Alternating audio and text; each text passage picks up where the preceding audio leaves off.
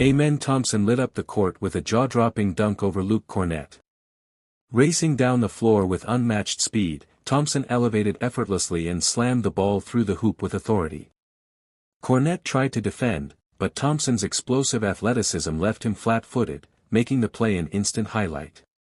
The crowd erupted as the dunk energized the team and fans alike, signaling Thompson's dominance in the game. Right after, Tari Eason got tangled up with Kornet in a messy collision. Both players reached for the rebound, but their movements collided awkwardly, causing them to stumble into each other. The referees quickly stepped in to separate the two, while players and fans looked on in surprise at the unexpected scuffle.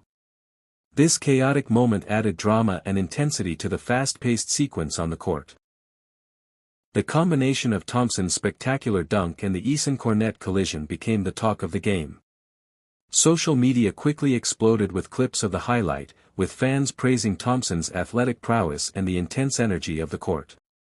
Moments like these showcase why basketball is so exciting, blending skill, power, and unpredictability in just a few thrilling seconds.